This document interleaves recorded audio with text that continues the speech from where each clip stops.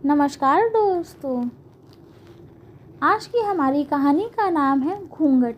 अगर आपको हमारी कहानी पसंद आए तो वीडियो को लाइक और चैनल को सब्सक्राइब जरूर से करें।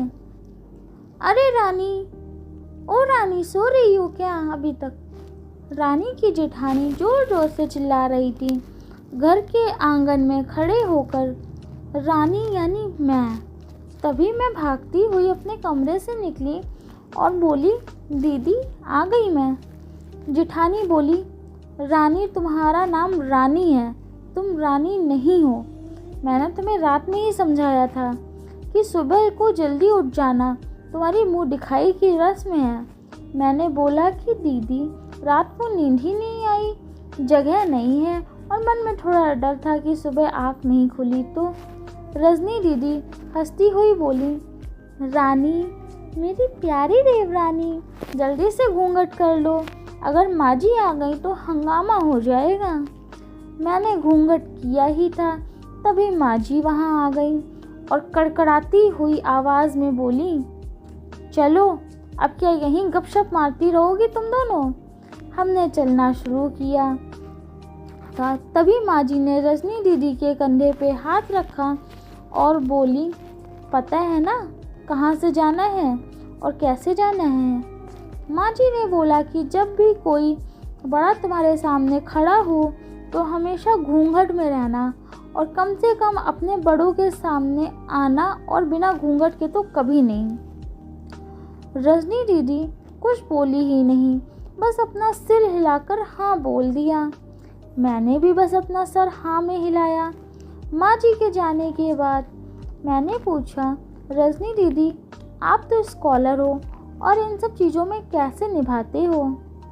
रजनी दीदी मुस्कुराई और बोली कि मैं थाड़े जेठ जी से बहुत प्यार करती हूँ, इसलिए अभी तक चुपचाप सब चीज़ें निभा रही हूँ।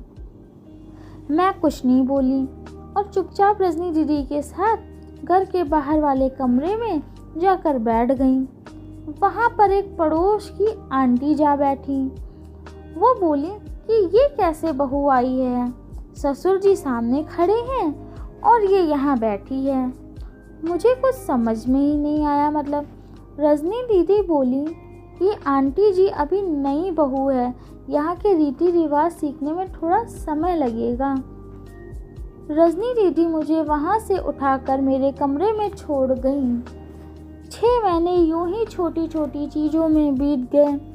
फिर एक दिन मैं राहुल के साथ साड़ी लेने गई। राहुल का फ़ोन आया और वो दुकान से बाहर बात करने चले गए। साड़ी की दुकान पर मैं बेधड़क होकर साड़ियाँ देख रही थी।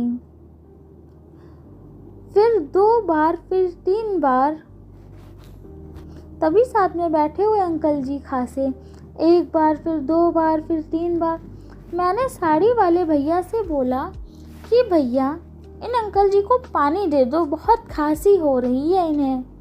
अंकल जी भड़क उठे और बोले, क्या बदतमीज़ लड़की है ये, कुछ शर्म लिहाज है या नहीं? इसे दुकान पर हंगामा देख राहुल बाहर से भागकर अंदर आया और अंदर आते ही अंकल जी के पैर छूकर बोले, मामा जी आप यहाँ?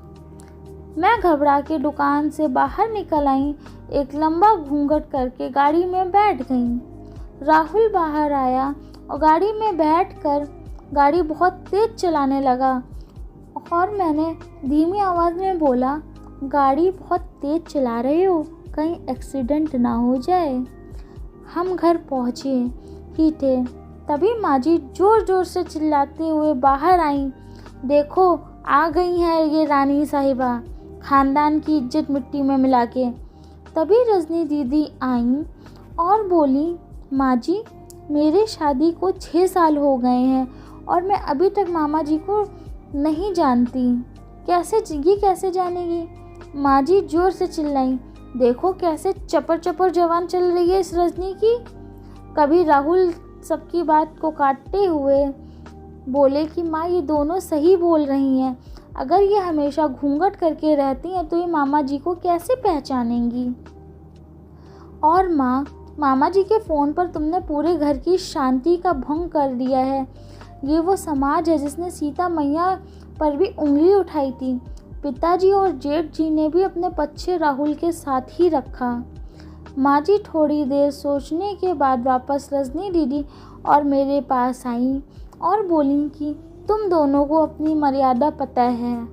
मुझे उम्मीद है कि तुम कभी भी मेरा सिर शर्म से नीचे नहीं झुकने दोगी। हम एक ही परिवार के सदस्य हैं।